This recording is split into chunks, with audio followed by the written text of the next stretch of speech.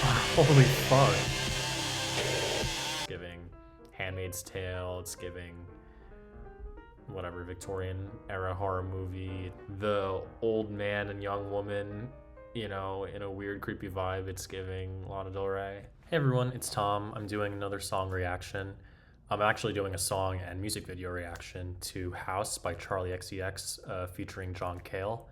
I'm a huge Charli xcx fan. I've always been a Charli xcx fan since the day her album True Romance dropped out. I remember the day like it was yesterday. I was in high school. I've been a fan ever since then. I, snuck out of school to go see her during the Sucker tour.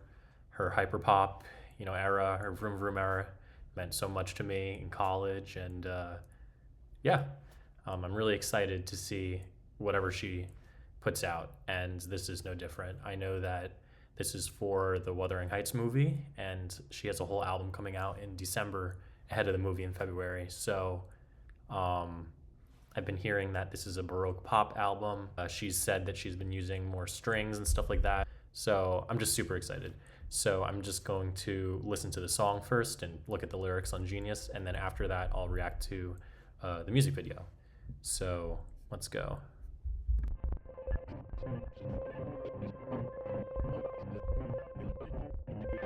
So that was just the first verse, or a spoken word intro by Cale, and that was like super compelling. Just from what I'm hearing, not even my lyric interpretation yet. It kind of had, obviously it's very like dark and foreboding and ominous. It kind of became clear to me that violin, that screechy sound, started to actually have like a rhythm or a beat, sort of by the second half of this intro. And in terms of lyrical content, it is compelling. It almost reminds me a little bit of and I haven't listened to it for years, so maybe I'm wrong, a little bit like the spoken word sections of Tropico by Lana Del Rey. And it revolved around sort of this escapism and creating a beautiful life for oneself, and sort of like looking for beauty in like these grimy dark places, and feeling like a prisoner in one's environment and one's life, living a life that's not meant for them or something like that. Yeah, but now I guess it's the part that Charli xcx is on, so I'm interested to hear. I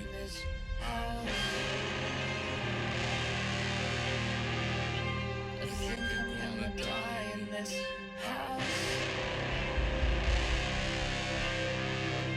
I think I'm gonna die in this house. I think I'm gonna die in this house. Holy fuck.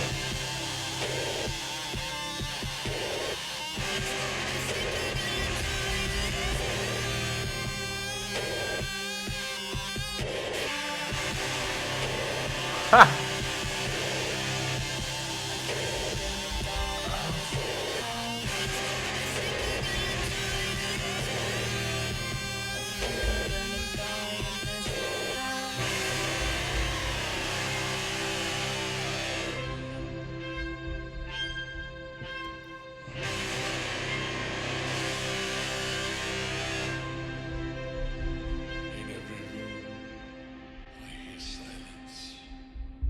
Like, holy fuck, that was so crazy. And I love it. Something that I've always loved Charli xcx for. I love her so much. I know how long her left pinky toe is. I know everything about her. I'm such a huge fan. And even with that, she always keeps people guessing, surprises people with what she puts out. And this is no different.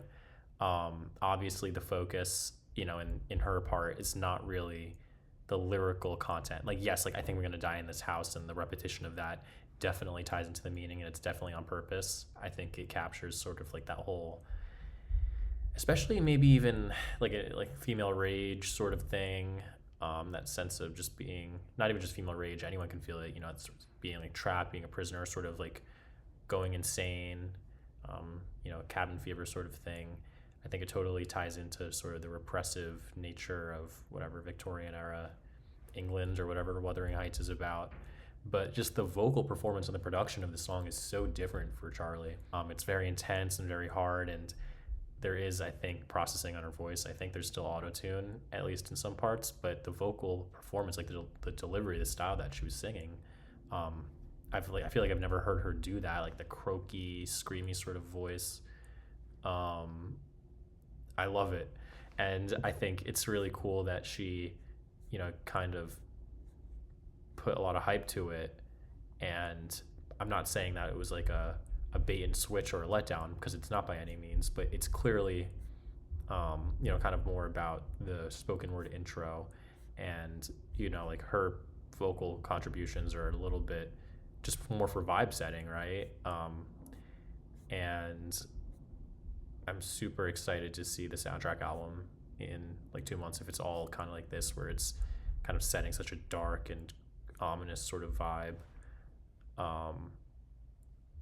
It almost reminds me of like, this type of thing like Lana Del Rey would do back in the day, where she, coming off of Ultraviolence, she had, the whole live radio debut hype built up for, the first single from Honeymoon.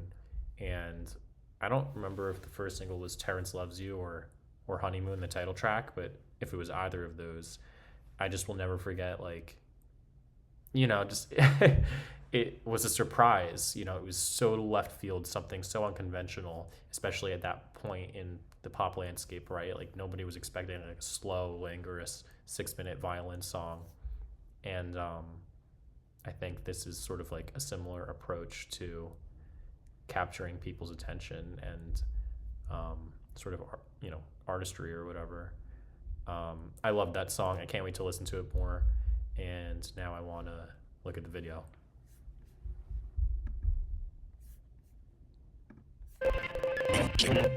Something I love is that, especially for like this promo, and also for, I feel like the last few months and last few years, I feel like it was sort of apparent also in Brat's marketing initially. There's like this cold blue gray sort of aesthetic that Charli has to a lot of her, pictures and visuals that I really love. To live for eternity. Is Charli xcx like the bird too? Like I guess I was looking at the promo and I didn't really look at that picture too close up. I thought it was maybe a bird with like just the head turned or something. But I mean, I love the motif of like a person feeling like a bird trapped in a bird cage. It makes total sense with the I think we're gonna die in this house sort of thing of this song. Makes total sense with the whole Victorian whatever vibe. Yeah, obviously, right, the aesthetic, the dark, cold, gloomy nature. It's giving Handmaid's Tale. It's giving whatever Victorian era horror movie. It's giving, I don't know. I was thinking, what is this place? The old man and young woman, in a weird, creepy vibe. It's giving Lana Del Rey. I thought it would be perfect. I thought. I want it to be perfect. Okay, so no, the bird didn't have her head, but the bird had her hair, which is actually really funny, and like surreal and kind of creepy and off-putting. But I love it.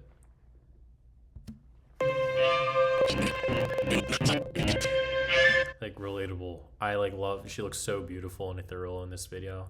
I love the whole red candle wax dripping, touching the candle flame. It's like like just to feel something sort of vibe. It's giving like Salem witch trials. I feel like I'm saying it's giving way too much. It's probably annoying, but I'm just so fascinated to see what her next thing after Brat was. So I love it. This really is like the polar opposite to Brat.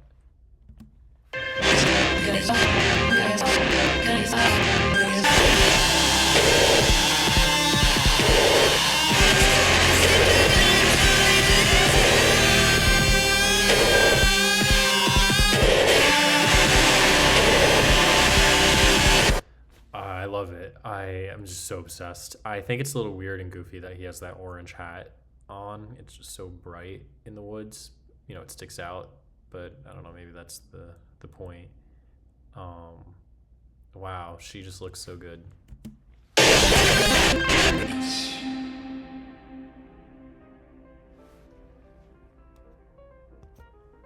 Wow. I'm so surprised. I don't think I expected that, even by the descriptor Baroque pop.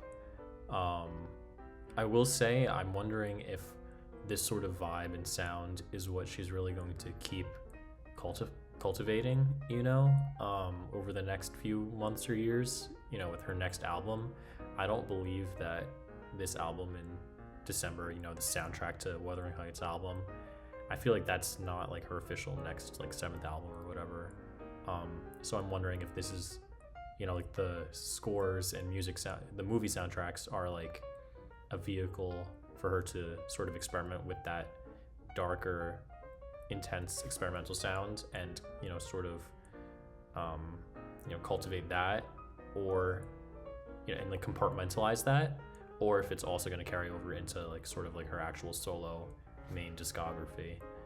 Either way, I'm super excited. I know she's been talking a lot about whatever, a Lou Reed album and stuff like that. So, I mean, no matter what, I think she's interesting and she'll always be putting out interesting things. So, I'll probably love this song a lot more even after the next 100 times I listen to it. So yeah, thanks for listening.